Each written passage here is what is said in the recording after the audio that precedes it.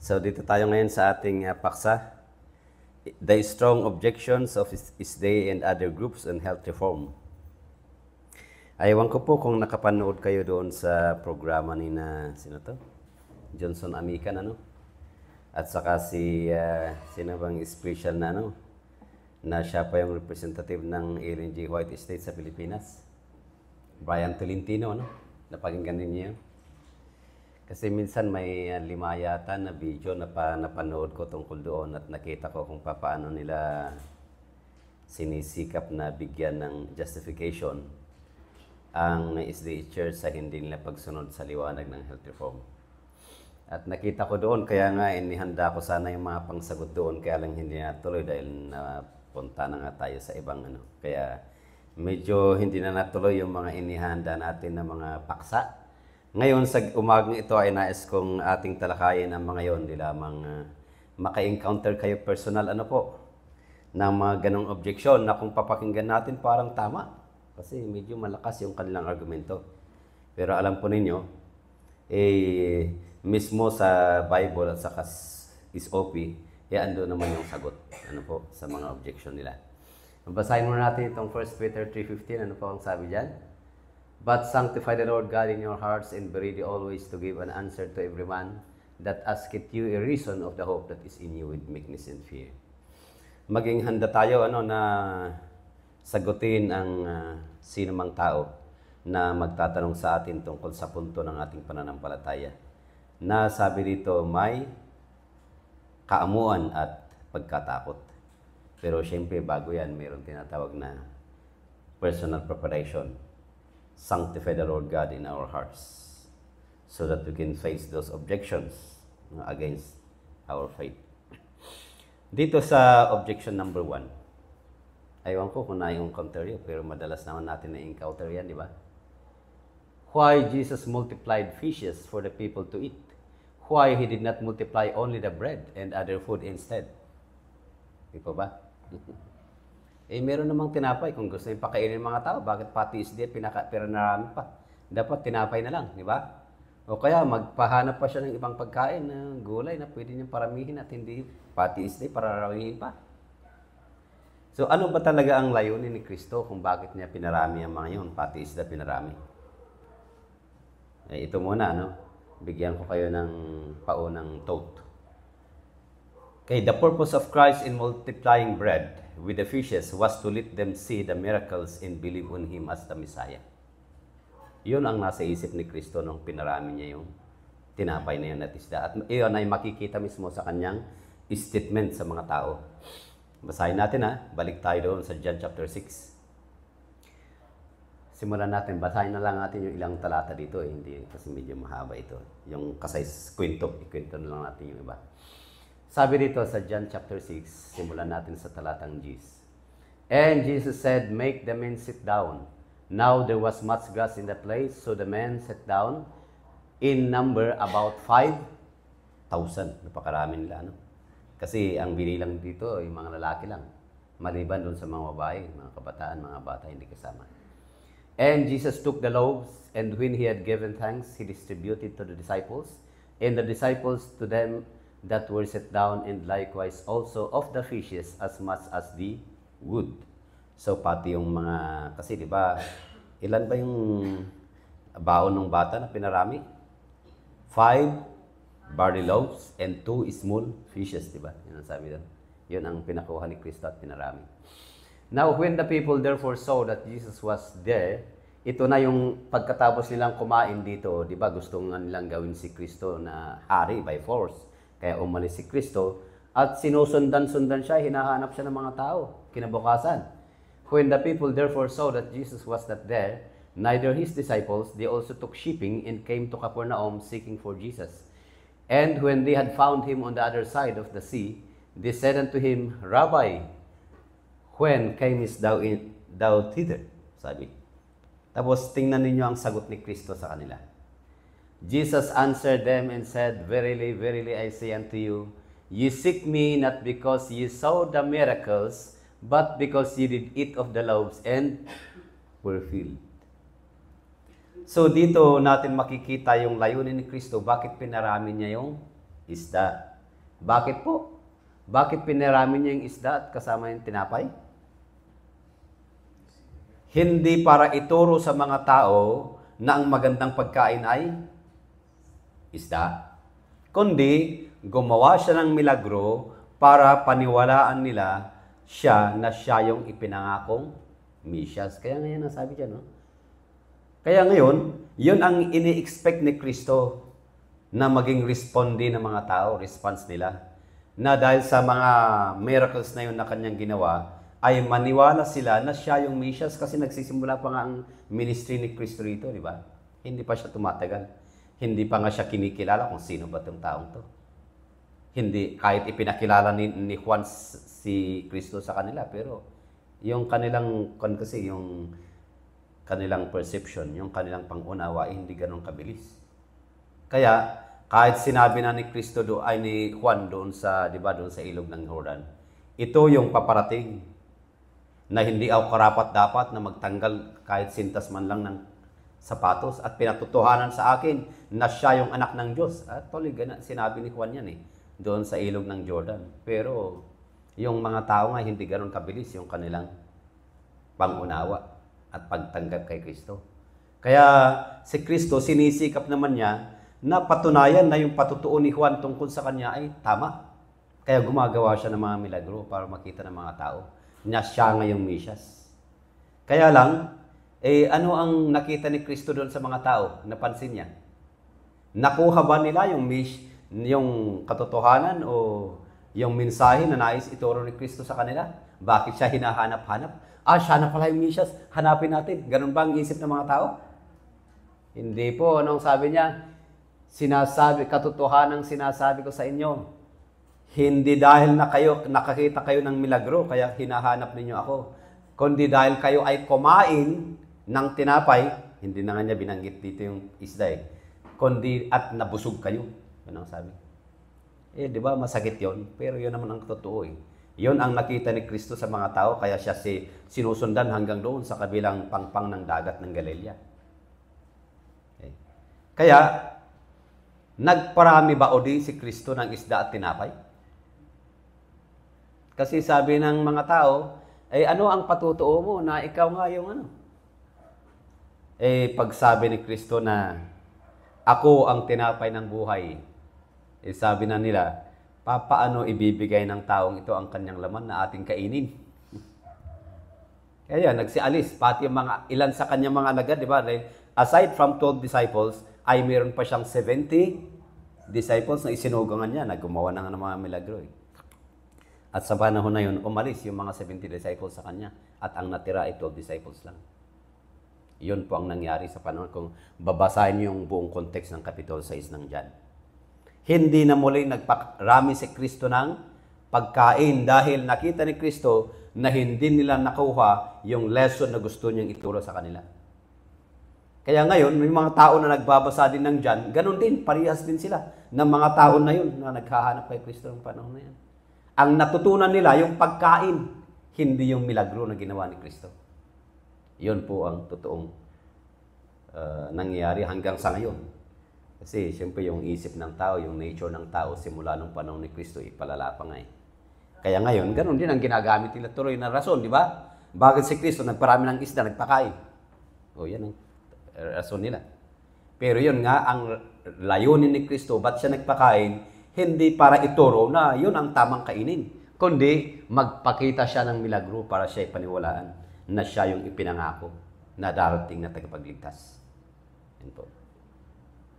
Yun po yung dito. Kaya ngayon, kung ating babasahin ang paliwanag dito ng Espiritu ng Hula, Volume 2 ng Testimony 693, ang sabi dito, special truths have been adapted to the conditions of the generations as they have existed. The present truth, which is a test to the people of this generation, was not a test to the people of generations far back.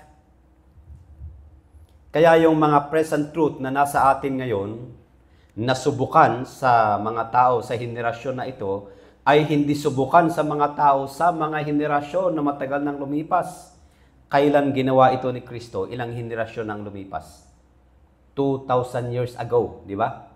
2,000 taon nang nakakalipas simula nung gawin ito ni Kristo na nagparami ng isda. Sapagkat actually, yung kondisyon ng isda noong panahon na yan sa dagat ng Galilea at sa ngayon, napakalayo ang pagkakaiba, di ba? Eh kung yung kondisyon nga ng Manila Bay, panahon ng Kastila, di ba? At saka yung Pasig River, panahon ng Kastila na 400 years lang ang nakalilipas hanggang ngayon, ay ang layo ng pagkakaiba, di ba? Ang linis noon ng Manila Bay, ang linis ng Pasig River, ay ngayon, tingnan ninyo, ang layo. Ganon din yung dagat ng Galilea. Lalong-lalo, 2,000 taon na ang nakalilipas. Malayo ang pagkakaiba. Kaya yan ang sinasabi dito na yung mga espesyal na katotohanan ay ibabagay sa kalagayan ng mga henerasyon na kung saan sila nabubuhay. Kaya yung present truth natin ngayon, na subukan sa ating panahon kasi nababagay nga sa sitwasyon natin, na yung mga hayop, mga animal creation, ibang-iba na kaysa sa mga matagal ng henerasyon na lumipas. Ngayon, din tayo objection number 2. We are not to make the flesh food a test of fellowship. Why Mrs. Ellen G. White made this declaration after 46 years of receiving the light of health reform? Di ba? Dumating ang liwanag ng health reform kay Mrs. White June 1863. Di ba? June ba yun? October. June 1863. Eh, nung sabihin niya itong statement na ito sa volume 9, ito ay taong 1909. Ibig sabihin, 46 years ang lumipas, simula nung dumating ang liwanag ng health reform. Bakit sinabi niya sa kanyang statement, volume 9, Testimonies 159, nung in 1909, we are not to make the use of flesh food a test of fellowship, but we should consider the influence that professed believers who use flesh foods have over others. May mga napapakinggan ko na mga pangangatwiran dito, kaya lang, paggagamit tayo ng katwiran, sabi nga, we should use sound arguments, sabi ni Steve White. Hindi lang basta masagot yung argumento, kundi sound arguments. Yung test of fellowship, talaga namang test of fellowship ito, subukan ng pagiging kaanib, ibig sabihin. Kasi kung titingnan natin sa ibang mga statement, yung paggamit ng test of fellowship, pagiging kaanib talaga ng iglesia. Ngayon, bakit nung 1909 ay sinabi ni Mr. White, huwag nating gawing subukan ng pagiging kaanib ang pagkain ng lamangkati. Pero may but, di ba? Sabi dyan. Tingnan daw natin yung buong statement kasi ito yung nakasulat. Buong statement. Ay, basahin muna natin yung isa pa. Before that, before 1909, noong 1868, di ba? After 5 years na may bigay ang health reform, tingnan natin kasi hindi lang naman yung tinutukoy doon na karni, lamangkati, ay hindi lang yung malilinis. Dapat nating alamin kasi wala pang test of fellowship sa SDA tungkol sa pagkain. Inadapt nila ang Leviticus 11, 1930 yan. Taong 1930, naging test of fellowship na sa kanila. But before that time, hindi lang malilinis na hayop ang test of hindi lang malilinis na hayop ang tinutukoy ni Mr. White doon, kundi pati yung mga maruruming hayop. Tingnan natin dito. While we would say to those who are disposed to crowd hoop, tobacco, and swine growers among our people that they have no right to make these things in any sense a test of Christian fellowship. We would also say to those who have these miserable things on hand, if you can get them off your hands without great loss, consistency with the faith of these people whose publications and oral teachings have so much to say on the subject of reform, more than suggest that you should get them off your hands as soon as possible. Review and Herald, March 24, 1868. So, ibig sabihin, yung, di ba, noon, maraming mga member ng SDA, nagtatanim sila ng hope. Alam ba rin yung hope na yun? Yung ginagawang drugs ngayon. Tobacco at swine, baboy, nag-aalaga ng baboy. Sabi dito, huwag daw gawing Christian fellowship ang mga ito. Kaya nga nung panahon na yan, yung mga Sabadista malay pang mag-alaga ng baboy, magtanim ng tabako at ng iba pa. So, hindi nila ginagawang Christian fellowship. Pero sinasabi niya, natingnan natin sapagkat ang mga bagay na ito ay miserable, di ba sabi? Kaya dapat sa ating mga publication, sabi dito, at mga oral teachings, ay ituro ang tungkol sa subject paksa ng reformasyon nga, pagre-reforma. Kaya nga ang mga ito, sabi, dapat na tanggalin ninyo sa inyong mga kamay, huwag na kayo mag-alaga. Yan. Bagamat hindi natin ginagawang test of fellowship, Christian fellowship. Panahon na yan, 1868. Ngayon, balik tayo doon sa statement. Titingnan natin yung context ng statement nung sinabi kanina about test of fellowship na pagkain ng karne. We are not to make the use of flesh food a test of fellowship, but we should consider the influence that professed believers who use flesh foods over others. As God's messengers, shall we not say to the people, whether therefore you eat or drink or whatsoever you do, do all to the glory of God? Shall we not bear a decided testimony against the indulgence of perverted appetite?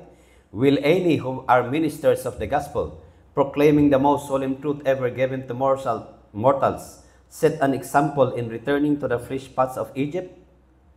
Will those who are supported by the tithe from God's storehouse permit themselves by self-indulgence to poison the life-giving current flowing through their veins? Will they disregard the light and warnings that God has given them? So yun ang kabuuan ng statement na yun na sinasabi ni Sir White.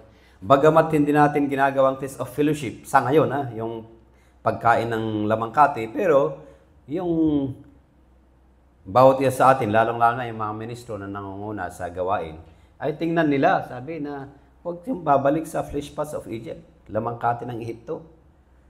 At pababayaan ba nila ng kanilang sarili ay sa pamagitan ng self-indulgence ay kanilang lalasunin. Yung nagbibigay buhay na umaagos, yung ibig sabihin, dugo na umaagos sa kanilang mga ugat. At isasantabi ba nila ang liwanag at babala na ibinigay ng Diyos sa kanila? Kasi ang dapat manguna sa gawain ng health reform ay ang mga ministro ng Ebanghelyo.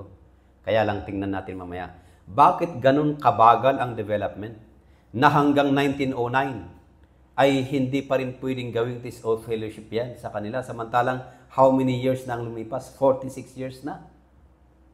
Pero alam natin, ang sitwasyon nung nabubuhay si Sister White at nabubuhay tayo ngayon. Dahil nung panahon ni Sister White, gaano ba kahirap at mag-convey ng information, lalong-lalo na ang mga kapatid na SDA, ay nakakalat na sa iba't ibang bahagi ng mundo. Diba? Walang internet noon. Wala namang TV broadcast, walang radio. At pati yung publication nga noon, hindi ganun kadali, manual. At ang tanging paraan na maikalat ang informasyon sa mga membro na liwanag na palayo ng health reform ay through the ministers at mga Bible workers sana. Pero tingnan ninyo, kasi yan ang tanong dito why the delay for its implementation throughout the SDA Church during the time of Sister White? Bakit ganun kabagal? Ito ang tingnan natin ng katotohanan. Counsels on Diet and Foods, page 73, paragraph 1. Ito ay ibinigay niya noong 1900. Kaya dito natin makikita yung talagang yung subukan ba ni Sister White bilang isang propeta kung ano ang kanyang dinaanan. The gospel of health has able advocates, but their work has been made very hard because so many ministers. Gaano karaming ministro? Hindi lang ministro, tingnan niya. Presidents of conferences and others in positions of influence have failed to give the question of health reform its proper attention. They have not recognized it in its relation to the work of the message as the right arm of the body. Yun po ang dahilan, mga kapatid, kung bakit ganun kabagal ang information nito sa mga membro. Bakit? Dahil yung inaasahan ni Sister White na maging ahensya para maikalat itong information na itong katotohanan ito sa mga membro, ay hindi naman sila mismo konvertido. Gaano ba karami, sabi dyan, so many ministers, mga presidente pa ng mga conferences, and others, may influensya, position of influence sa iglesia. Bigo sila, sabi dito, na ibigay ang tungkol sa health reform sa kanyang tamang lugar. Bigyan ng tamang atensyon ang tungkol sa liwanag na ito. At hindi nila kinikilala ang relasyon ng health reform sa third angel's message. Hindi nila kinikilala ito na right arm of the third angel's message. Kasi sila mismo ay ayaw nilang tanggapin at sundin yung liwanag. Eh sila ang inaasahan pala maraman ito ng mga membro. Paano ngayon? Eh mabuti ngayon dahil may mga, di ba, may mga internet na pakadali ng information. Eh nung panahon na yun, umaasa ang mga membro na malaman ng kautuhanan sa pamamagitan lamang ng mga ministers na sila ang magdadala ng mensahe sa mga membro. Kaso marami nga, so many ministers. Presidents of conferences pa. Eh siyempre yung mga tao, di ba, umaasa sa mga ministro. Mga manggagawa, umaasa sa mga pastor nila. Kung ano ang sasabihin, yun ang paniniwalaan nila susundin. Eh kaso, napakarami nga. Kaya hanggang panahon na yan, after 46 years, marami pang mga membro ang hindi nakakaalam sa liwanag ng health reform. Paano mo gawing test of fellowship yan? Eh baka maubos ang membro ng Sabarista, di ba, nung panahon na yan. 1909. Kung gagawing test of fellowship yan, na marami pang hindi nakakaalam. At alam ba ninyo, noong 1889, mga kulpultor mismo kumakain ng karne ng baboy. Tingnan natin kasi sa ibang tanong yun. Dahil nakita ko na isa yun sa feature ni Brian Tolentino na ginagamit na rason kung bakit pwede pang kumain ng karne. Kaya lang, ang masama doon, ang deceptive doon, kinuha lang yung isang sentence, pero hindi kinuha yung context. Natawa nga akong pinapanood ko yung video na yun. Talagang very deceptive yung presentation. Yung nag-present sila ni Amican doon sa YouTube ko napanood yun eh. So yun po ang dahilan. Yun ang maliwanag na dahilan bakit hanggang 1909 ay hindi pa ginagawang test of fellowship ang pagkain ng karni dahil nga dyan sa kabiguan ng mga maraming mga ministro at opisyalis ng iglesia na ibigay ang liwanag ng health reform sa mga miyembro. Okay. Ngayon, dito tayo sa kahit ganun pa man, ano yung sinasabi ni Mr. White na solusyon kasi hindi naman basta problema lang tinatanggap ni Mr. White kundi nagbibigay siya ng solusyon. Ano ang solusyon ngayon sa problemang ito? Ito ang sinasabi. Doon din mismo sa volume 9 na yun na ating binasa kanina, kung basahin natin pagpatuloy, ganito ang sinasabi niya. Fathers and mothers, ito yung appeal ni Mr. White. Fathers and mothers, watch unto prayer. Guard strictly against intemperance in every form. Teach your children the principles of true health reform. Teach them what things to avoid in order to preserve health. Already the wrath of God has begun to be visited upon the children of disobedience. Yan sinasabi niya. Nakikita na nagsisimula nang dumating ang galit ng Diyos. Kasi yun nga, ibinigay na ang liwanag, hindi pa rin sinusunod.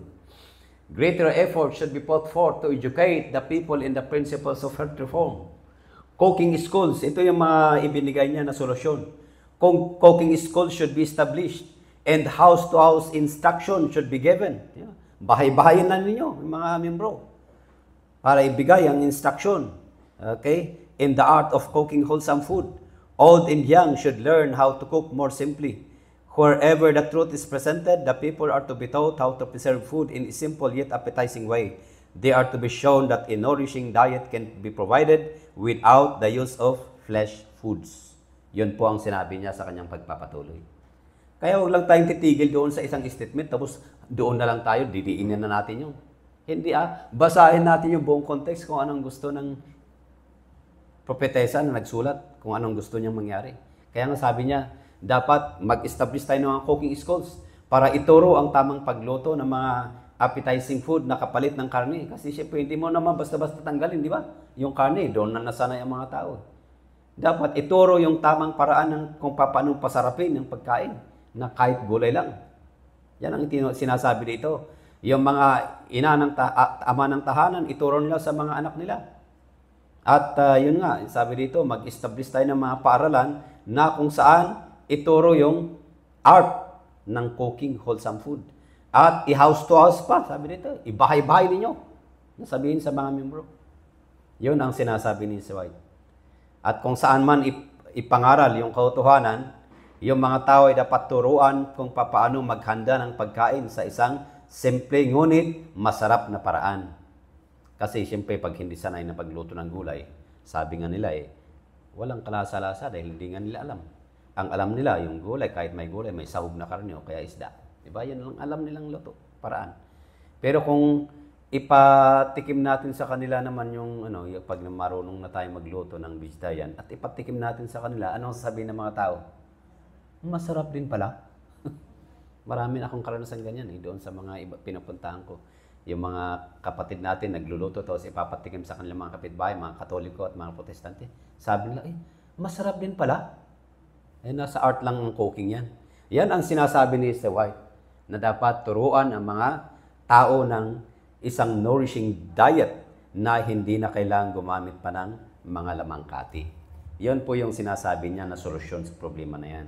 Para pwede nang gawing test of fellowship, hindi mo basta-basta gawing test of fellowship yan na wala pang proper education ng mga tao. Paano magluto ng kapalit. Ito na. Objection number 3. We do not regard it is sin to eat meat. Napakinggan niyo ito sa presentation ni na Amica at saka ni Brian Tolentino.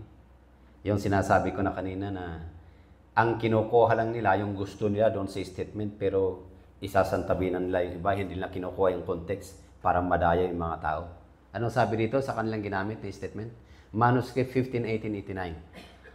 I advise every Sabbath-keeping converser to avoid meat eating, not because it is regarded as a sin to eat meat, but because it is not healthful. The animal creation is groaning. Kaya sabi ni Brian Tolentino sa kanyang conclusion, so ibig sabihin, iwasan natin ang pagkain ng lamangkati dahil lang sa health reason. Walang kinalaman sa kaligtasan, walang kinalaman sa kautuhanan, yun ang sabi nila. Kasi sabi nga dito, hindi natin ibinibilang na kasalanan ang pagkain ng lamangkati. Di pwede lang kumain. Pero tingnan ninyo, kung totoo ito, dapat patutuhanin nila. Tingnan natin yung context. Ito yung context. Kaya lang pinuto nila yung taas, yun lang baba. Isang lang sa baba. Isang sentence lang sa baba ang kinuha nila. Tingnan nyo kung anong karne yung sinasabi doon na hindi kasalanan kainin. You ask in regard to the canvassers who travel and have to eat bread with swine's flesh in it. Baboy pala yung kinain ng canvasser na yun. I see here a serious difficulty, but there is a remedy, sabi niya. Nakita dito, talagang merong seryoso na kahirapan. Pero merong remedyo, sabi naman dito. Kaya nga palaging solution ang ipinipresent ni Mr. White pag may problema. Di ba? Kaya ganoon din tayo. Dapat kung may nakikita nating problema sa membro, solusyon ang isipin natin, hindi yung didiinin pa yung tao. Kaya anong sabi dito ni Mr. White na solusyon? Learn to make good hygienic rolls and keep them with you. You can generally obtain hot milk or at least a cup of hot water with milk, and this with fruit or without fruit will nourish the system. Many plants may be devised with some little test, tact and labor that many difficulties in the line of eating unwholesome food may be overcome. So yun is present yung solution. I advise every Sabbath-keeping converser to avoid meat eating. Ito na yung ginagamit nila. Not because it is regarded as a sin to eat meat, but because it is not healthful. The animal creation is groaning. So yun nga, pinuputol, kinuha lang yung bandang baba, sa taas, iniwasan na nila. Pero kapag basahin mo yung buong context, yung kinain pala ng canvasser na yun na sinabi ni Sir White na huwag ibibilang na kasalanan ay baboy. Ngayon, kung patutuhanan nila ito, sige, mga kapatid na SDA, kain na kayo ng baboy, hindi kasalanan yan. Yan nakasulat. Ayaw din naman nila, di ba? Pero, yan, ginagamit lang yun, tapos gagamitin sa atin. Yun pala, kung mabasa ito ng protestante at ibabato sa kanila, naloko na. Kasi baboy pa lang sinasabi doon. Pero ngayon, ang tanong nga, bakit 1889 ito nangyari? 1889. Bakit hanggang panahon na yan, ilang taon na ba ang lumipas? 26 years na ang lumipas, di ba? Simula nung may bigay ang health reform. Bakit may kulpultor pa naman? May mga daladalang aklat ito nung Seventh-day Adventist. Baka kasama pa dito yung CTBH, di ba? Yung mga sulat ni Sir White na ikinumpal na nila. Yung Counsels on Christian Temperance and Bible Hygiene. Meron nang daladalang ganun, tapos kumakain pa ng baboy. Actually, yun nga, dahil nga sa nabasa na natin kanina rason, marami pa talagang mga canvasser ang hindi pa enlightened. Siyempre yung canvasser magtatanong sa ministro. Ay yung pinagtanungan niyang ministro ay hindi nga convertido sa health reform. Ay hindi totoo yan, maniwala kay Sir White. Paano naman isa kabuhayan ng canvasser na yun, di ba? Na marami nga sa mga ministro at mga opisyalis pa ng conference ang hindi nga naniniwala. Oh. Ay di siyempre yung mga canvasser na yan, kahit canvasser pa, eh hindi naman enlightened. Kaya yan ang nangyari. Kumakain pa ng karne ng baboy. Oh. Lalo pag naglalakbay, nagka-travel. Eh nakakita diyan ng burger na may palaman na baboy, di binili at kinain. Kaya nga yan sinasabi dito na turuan natin sila paano mag-prepare ng mga wholesome food na hindi ganyan. Ngayon, why the canvasser was considered in eating even pork? In his eating pork was not regarded as a sin. Eh maliwanag naman ang James, di ba? Therefore to him that knoweth to do good and doeth it not, to him it is sin. Kapag naipaliwanag na sa kanya ng maliwanag ang katotohanan at nakita na naman niya yung mga ebidensya na talagang katotohanan yon at gagawin pa rin niya, yun kasalanan na. Pero sa panahon na yan, hindi pa nga sila enlightened during that time because of the failures of many ministers and presidents of conferences. Okay? To convey the light to the people. That is the reason why.